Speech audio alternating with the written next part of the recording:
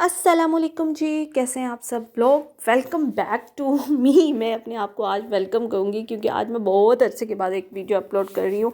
मतलब काफ़ी अर्सा बीत गया और सोचा नहीं था कि आज जो मैं पहले भी की थी, लेकिन बीच में से ना मेरा तसलसल ज़रा टूट गया था। तो अब जो है कंटिन्यू करने की कोशिश की है, क्योंकि थोड़ा सा ना डीमोटिवेट भी हो जाता है इंसान कि यार ये क्या मतलब सब्सक्राइबर्स तो अल्हम्दुलिल्लाह से मेरे 5K हो गए हैं। आगे जो है व्यूज़ भी आ जाएँ उस तरीके से तो और भी सोने पे सुहागा हो जाए। लेकिन खैर जनाब, आज जो है ना एक टॉपिक पे भी बात करनी है।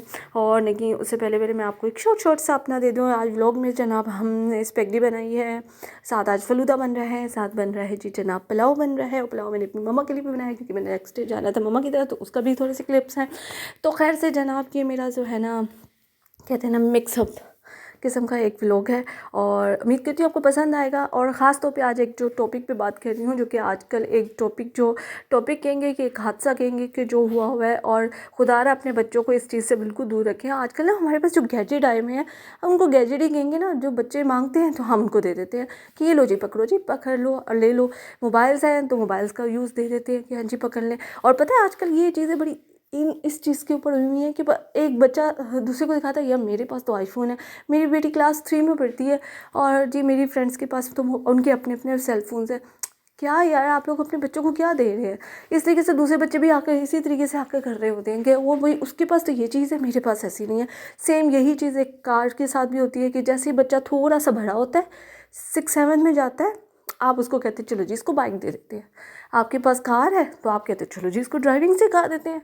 लेकिन आप उस चीज़ को नहीं देखते कि इससे उस बच्चे पे क्या असर पड़ेगा। जब तक कि आपको खुद बहुत बड़ा नुकसान ना हो, या फिर खुदा ना खास्ता आपके बच्चे को कोई मसला ना हो जाए, उससे कोई नुकसान ना हो जाए। आपको पता है बच्चे कितनी रश ड्राइविंग करते हैं। मैंने खुद देखा अपने बच्चों को, हमें स्कूल लेने गई हूँ, वहाँ से बच्चे ऐसे कार लेकर भागे हैं जैसे पता नहीं क्या। हालांकि वो चीज़ एक रश वाली होती है और रश वाली आबादी वाली जगह पे आपको हमेशा ये कहा जाता है कि अपनी जो कार की स्पीड है वो थोड़ी स्लो रखें, ताकि वहाँ पे आबादी, किसी दूसरे को नहीं पता कि वो आपके आगे से क्रॉस कर रहा है और आप कैसे रोक पाएंगे अगर आपने स्पीड बहुत तेज़ की हुई है। ठीक है, खैर से ये जनाब एक अलग टॉपिक है। हम उस टॉपिक की तरफ आते हैं जो एक बच्चे ने इस तरह की हरकत की है कि बहुत ही ज़्यादा, एक तो छोटी एज का, पेरेंट्स कैसे दे देते हैं बच्चों को, लाओ कैसे कर देते हैं कि जी आप कार ले जाओ अपने दोस्तों के साथ जाओ और जी हल्ला गुला करो। ठीक है, अगर 18 का होता, लाइसेंस होता उसके पास, तो आप ले जा सकता था। लेकिन अब क्या हुआ, एक पूरी फैमिली जिसकी शादी होने वाली थी बच्ची की, उनके घर में, और वो जो रस्म अदा करके वापस आ रहे थे हंसी खुशी, जैसे होता है ना, जैसे हम लोग भी कहीं भी फंक्शन अटेंड करके वापस जा रहे होते हैं, तो वो भी लोग इसी तरीके से जा रहे थे। उनको क्या पता था कि जी उनकी जो है वो आधी से ज़्यादा फैमिली जो है वो इस तरह से मौत का अजल बन जाएगी। कभी सोचें इस चीज़ के बारे में। और खुदा न खास्ता अगर उस बच्चे को भी कुछ होता, अभी तो वैसे जो उसके साथ हो रहा है आगे होगा, कि अभी अगर उसके साथ होता तो यही पेरेंट्स उसके निकल के आते कि काश हमने कार ना दी होती है, काश हमने ये सब कुछ ना किया होता तो आज उनका बच्चा उनके साथ होता। आज उनका बच्चा उनके साथ है। लेकिन आज जो हमारे जो क्या कह सकेंगे अदारे ने जो एक बहुत बड़ा जो काम किया है वो इस चीज़ का कि पहले ना छोटी एज के बच्चे इस तरीके से कार या बाइक कुछ भी चला के एक्सीडेंट करते थे ना, तो उन पर से चालान कटता था। बट अब FIR कटेगी उस बच्चे के ऊपर। FIR से उसका पूरा मुस्तकबिल जो है ना, फ्यूचर, मैं कहती हूँ तबाह हो जाता है। ना बच्चा बाहर जा सकता है क्योंकि ज़ाहिर बात आपका ID कार्ड में सब कुछ जब बनेगा तो उसमें आ जाएगा कि जी आपको सज़ा हुई थी, ठीक है, किस वजह से हुई थी, क्या किया था, सब कुछ इसमें डेटा आ जाता है। तो खुदारा अपने बच्चों की हिफाजत खुद करें, अपने बच्चों के ऊपर नज़र रखें कि वो क्या एक्टिविटी करें। कितने ऐसे बच्चे हैं जो बाइक लेके जाते हैं, आपको नहीं पता चलता कि बाहर क्या कर रहे हैं और वन व्हीलिंग कर रहे होते हैं। घर आके कोई बच्चा ये तो नहीं खुशी से बताएगा अपनी माँ को कि माँ आज तो मैं वन व्हीलिंग करके आया हूँ, आज तो मैंने अपने लड़कों के साथ, अपने दोस्तों के साथ जी रेस लगाई थी, मैंने तो ये किया था। आपको पता है कार के साथ अच्छे खासे बड़े लोग रेस लगा रहे होते हैं और उनको ये नहीं पता चलता कि रेस लगाते लगाते जो है वो जनाब अपनी जान की बाजी भी हार जाएंगे और उनका कुछ नहीं जाएगा। जो उनके पीछे जो ख़ानदान के लोग बैठे होंगे ना, मसला उनके साथ होगा, बेचारी उनकी माएँ रोती रहेंगी, उनके साथ कोई मसला नहीं होगा, वो तो चले गए। अब मुझे ना चंद साल पहले एक प्रोग्राम था, जब मैं खुद छोटी थी तो मैंने देखा था, एक मतलब लड़कों का ग्रुप था, टीवी के अंदर काफ़ी आया था कि उस टाइम में हैवी बाइक्स का बड़ा वो होता था लड़कों को कि जी हैवी बाइक्स चलानी है और रेस लगानी है। तो वो इसी तरीके का ना एक प्रोग्राम था जिसने ना उन्होंने किया हुआ था।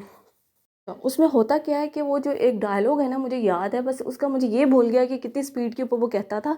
ये याद है कि जी ज़िंदगी जो है ना वो उसकी उस स्पीड के बाद स्टार्ट होती है। ये डायलॉग उसका बहुत दफ़ा आया था।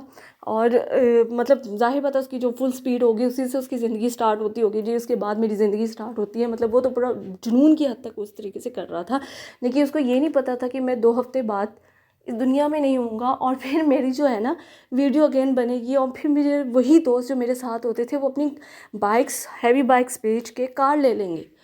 कुछ तो उस इंटरव्यू में दिखाया गया था कि मतलब वो लड़कों का, कि हम लोगों ने जो है ना कार छोड़ के बाइक्स खरीदी है।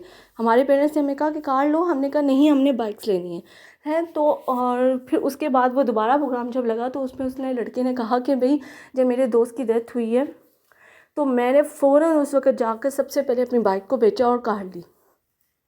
तो खुदारा हम हर चीज़ करने हो जाने के बाद, नुकसान जब हमारी ज़िंदगी में हो जाता है किसी चीज़ का, उसके बाद ही हम क्यों ये सब कुछ काम करते हैं। हम उससे पहले क्या सोए हुए होते हैं कि हमें नहीं पता होता कि क्या हमारी लाइफ में क्या होने वाला है, क्या नहीं होने वाला है।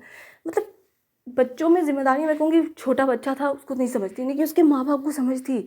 उसको इतना अक्ल शौर तो होना चाहिए ना कि हाँ जी हम क्या कर रहे हैं। अभी कुछ दिन पहले मेरा बेटा मुझे ये कह रहा था कि मेरा एक दोस्त है, वो अपने ना घर से लैंड क्रूज़ लेकर आ गया, ठीक है, और आकर अपने दोस्तों से कहता है आओ मेरे साथ ड्राइव पे चलो। और मैंने अपने बेटे की जब ये बात सुनी है तो मैंने सबसे पहले उसको कहा खबरदार आप किसी के साथ कार में बैठे। पहली बात, किसी का कोई पता नहीं होता कैसी ड्राइविंग करता, क्या खुद तो नुकसान हो दूसरे का भी नुकसान करवा दे।